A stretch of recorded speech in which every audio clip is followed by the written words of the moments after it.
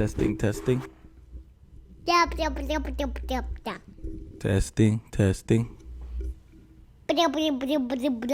Okay, we're good. Mira, así.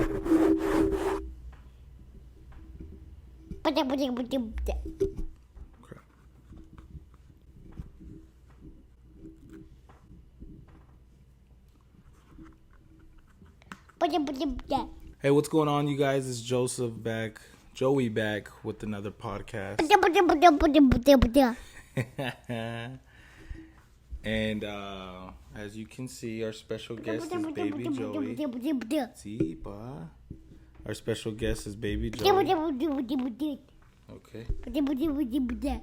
Our special guest is Baby Joey. And Joey is 2 years old. He's my firstborn boy. I have another one. His name is Nicolas. Bebe? Onta, baby? Onta. Nico. So, Aita. Sí, pa. Hola. Di hola. Hola. De besitos. No, loco. No, loco. You're so silly. Hey, no, loco. Onta Nico. Onta. I got a Nico. This is Nicolas Marcelo Salinas.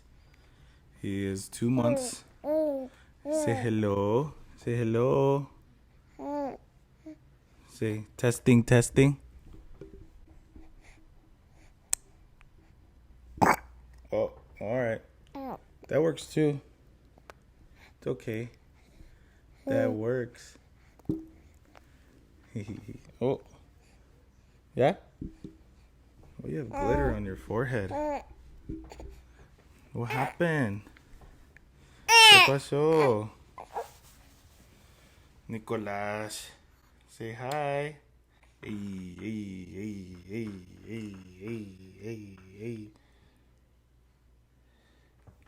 Di adiós. No. Okay. All right. Yeah, so the biggest reason why I wanted to introduce my boys is normally I'm trying to get a special guest, like from a family member. Hola, Baba.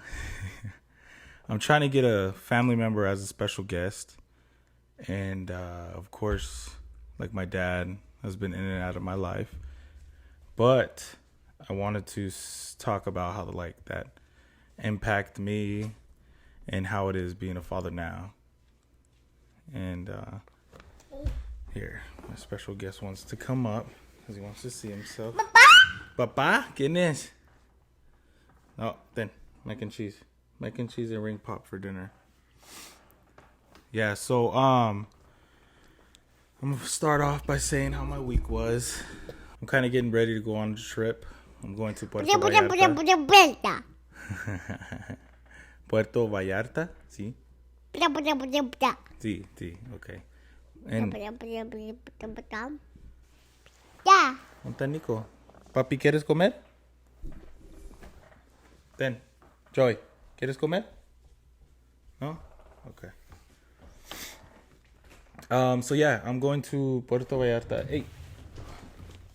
I'm going to Puerto Vallarta on Wednesday.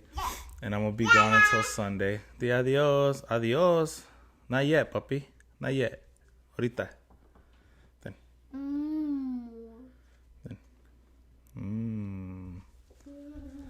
Mac and cheese and ring pop, huh? Yeah, so I'm looking forward to that. I'm not looking forward to leaving the boys or the wifey. But that's part of it. So I think we'll have fun still. I know for sure I'm a little worried, I guess you can say, because I get real I get real paranoid with Mexico, but we'll be fine. Yeah, work week. Work went smooth. No crazy stories. Except this crazy boy. Vente, vente. The only crazy thing I got going on is this one. Yeah. Who puts the lamp thing on his head when he gets bored. Bob. About. Yeah. But yeah, I mean, a little bit of what I wanted to talk about is, I mean, of course, when I grew up, I had very light memories of my father. I know, I just remember hanging out with him a handful of times. I remember seeing him once in prison, once at the park. And I don't remember much with him. I mean, I don't even remember him being with my mom.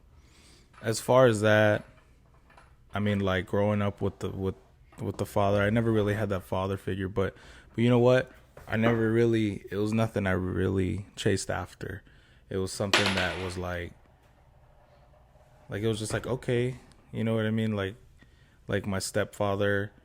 It wasn't anything I was really after. I mean, I don't know if it's because I was into sports, so I never really had that real, like, okay, where's my dad? Like this and that type feeling. I don't know if that makes sense. But I never really was looking for that. I kind of just did my own thing. I feel like a lot of it is probably because I was a mama's boy. And I feel like just me having my mom was cool with me. Okay, gracias. Me having my mom, it was cool for me. And I know seeing her with the stepfather never bothered me. I think seeing her alone, struggling. I remember when we were smaller, she was kind of just like on her own.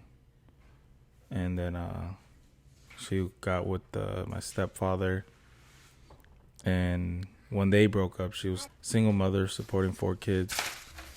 Thank you. Gracias. So yeah, single mother supporting 4 kids. Here he comes back. Gracias. He just dropped it on the floor. So yeah, I mean there wasn't really many memories. There wasn't really an impact just because I was more worried about sports and school and Marisol and it was just, I didn't have time to like be depressed about not having a father or anything like that. It was me just doing my own thing. So it really didn't affect me. But the thing I can say is, even though I didn't feel it affected me at that time, I felt like it was giving me baggage to carry on throughout life. Oh, wow. I think like at that time it didn't impact me at all. Like I wasn't looking for that whenever like I was in football or anything. Like I never looked for any type of father figure at all. And I didn't realize it. And honestly, the craziest part is I didn't realize it until I had my boys, until I had Joey. And when I had Joey, I just like, I told my wife too, I said like, damn, like he's so beautiful. Like I would do, like, and this is for anybody and anybody's first kid, anybody's firstborn. It's kind of like, they're so beautiful and so perfect. Like how can you not be there with them or not want to be there with them 24/7 or not love them? So for me, it felt like it hit me whenever I thought, damn, was I not perfect enough to be loved? So that like really got to me. And then I started thinking about it and I was just like, no, it's whatever, you know, like, but it did take a toll on me, and it was, I was trying to not accept it. Like I was trying to not accept that I had baggage growing up from my hurt from my father. And then I think the time I actually accepted it was when I just said like, hey, like this is going to help me become a better father for my boys, and it's going to show me what not to do, essentially.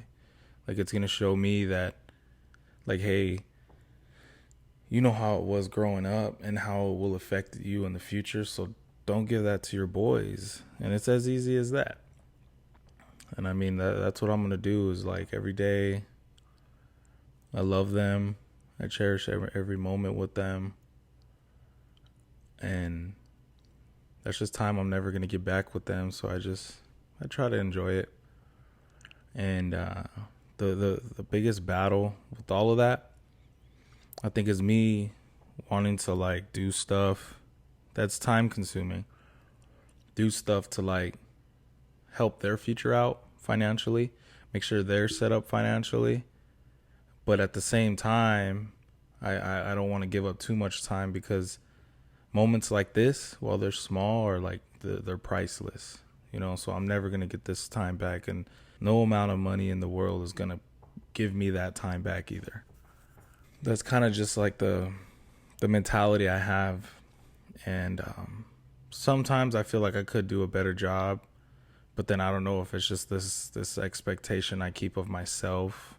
Like, hey, am I doing good enough? Like, but if I just am attentive, and if I am loving and just physically there, then they're fine. They're happy. The best part, which I give props to, is my wife. I came to accept the fact that, okay, so, like, even if I was stubborn enough to not want to spend time with the boys, at least they have their mom. So right now my wife's a stay-at-home mom. But being a stay-at-home mom, honestly, it just means, you don't have an hourly paying job, but staying at home is like full time, especially with two boys.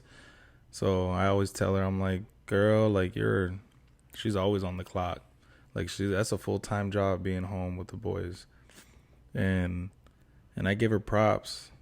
But yeah, I mean, like, I'm definitely glad that she's able to be here. So that way, if financially I do decide to take time away, you know what I mean? Like, after my main job, my full-time job, after I'm done with that, and I start doing other little side hustles or little things to help us financially, then she's here 24/7 to fill that love void, and it's not like I'm gone a lot. I'm just saying in general, like the best part about it is that emotionally my wife is here for the boys, and she will always be. But going back to the impact of my father, I feel like again, I never really had that relationship, but I was always curious of how it was to have a father. I did give him a chance when he got out. I helped him out, helped him get a car. That's about it. Like, I mean, I felt like helping him get a car was enough. The rest was just on his part. It really depended on how much effort he put towards it. But he really didn't. I thought at least baby Joey would make a difference for him. He would want to be around baby Joey, make up pastimes, and just, like, seeing him love Joey made me feel loved. And it made me feel like what happened in the past didn't even matter, honestly. But it got to a point to where he didn't even do that. He kind of just kept doing his own thing. Started only coming around whenever he needed something, and then yeah, it was just kind of like left it at that. We were talking for a while, for a little bit, like on and off, just really whenever he needed something. And like, we didn't talk for a long time, and then after that I heard it from him again. I actually heard from someone saying that he was in trouble. And I just, emotionally, I told him, hey, look, like I was, like, cool. I really wanted to get to know my father, but, like, he wasn't doing anything to show me he wanted to get to know me. And he wasn't putting any efforts towards my family. So I said, look, like, I'm done being heartbroken. I can't do that anymore, and so I need to ask you that, you got to get your stuff together, do what you got to do, and then you can start coming around. I haven't heard from him since, but again, like, I think the biggest thing was being honest with him about it and telling him, hey, like, I'm heartbroken, really did help me. I know, at least for me, like, I did my part for helping him, so I can never feel like I didn't do enough, like, oh, I didn't help him enough in finding him this or that, or like, just really anything. Like, I did my part, so at least I can move on and be content with just everything, like, not having any guilt on if I helped him enough. Like, if he fails or if anything happens, like, I won't blame myself and say, like, you should have done this, you should have done that. Like, nah, it's not going to be the case. So yeah, I mean, the biggest thing out of all that, though, is that it taught me how to not be a father, and it taught me how, like, your boy's emotions go a long way. Now, being a father, I'll be able to be with my boys in more of a attentive way and just love them and everything. So yeah, I mean, that's kind of just what I wanted to talk about. I feel like, what are other challenges? I think a biggest challenge too of being a father is, patience. Patience is a big thing. Having kids. Joey was in here running around and talking about patience. The only reason why I kicked him out is just because I don't know how the mic sounds. I don't know if he's doing background noise, if you guys can hear me. I mean, if you guys want to watch a video of him playing, I can do that too, but that's completely up to y'all. But yeah, I think the biggest point of this podcast was just to share, I guess, my father's story. I know I'm kind of doing everybody's point of view on how they viewed me growing up, and eventually I'm going to get my story out there too. I'm going to go into more detail of how me growing up was, so that will be cool. But how I'm trying to do it is I'm trying to get, my sisters, my brother, my mom, I'm trying to get next if she feels comfortable with it. I know for sure I'm going to save the best for last, which is my wife. So I think that's going to be a big episode. And then now I got to introduce to you guys my boys. With them being here, their perspective of me would probably be that, father's still growing, daddy's still growing as a father, as a man. I'm learning. I'm learning to be patient. I'm learning everything. So that's nice. Joey is a goofball. I mean, constantly just this was like a little highlight of little things that he does, but like constantly all day that boy's moving. So it's pretty entertaining, but at the same time it's like, boy, like, you turn it off. He's so silly. But a few other things that I did want to talk about, like, I mean, as far as for new fathers, I remember for a while back, I was thinking, dang, I do want to start a podcast for like a dad's point of view, dad's struggle, father struggles, this and that. But the biggest thing is being patient, being understanding, and just being there. Just be there for your boys. Be there for your kids. That's all that matters. At the end of the day, that's all it comes down to. Because they need you. They do need you. So another thing that I did want to, entertain you guys with is this hat. It's actually pretty dope. I made this myself. Well, I didn't, you know what I mean? I made the logo myself. But this hat actually spells my whole last name, Salinas. You got the S, the A, the L, the I. I don't know. The I think is like right here or right here. I guess you can choose. And the N, the A, and the S again. So it's pretty dope. Well, I mean, I think it's dope. I don't really know. You know, my perspective is dope. Dope is a lot different than everybody else's. I think that's part of getting old. Speaking of getting old, I do feel it. I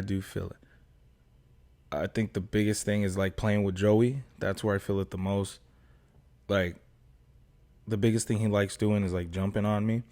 And I feel like that's the way he feels loved. Like, he feels like, oh, you know, like he gets that quality time with dad.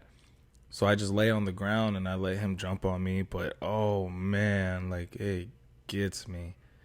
Like, I'm just laying there and he'll come and jump on my stomach. And I get that. But like, well, as soon as I get up, I feel my knees hurting, my back hurts. And I'm just like, damn. I'm 27, but I feel like I'm freaking 40. Yeah, and that's it for today. I mean, I really just wanted to talk about, you know, my pops, being a pops. Just touch up on that, really. I apologize I haven't been editing or putting out any videos, but I'll get back on it. I need to get back on my routine. So I'll get back to it. But as always, I love y'all. I appreciate y'all. Thank you guys for listening. I'll see you later.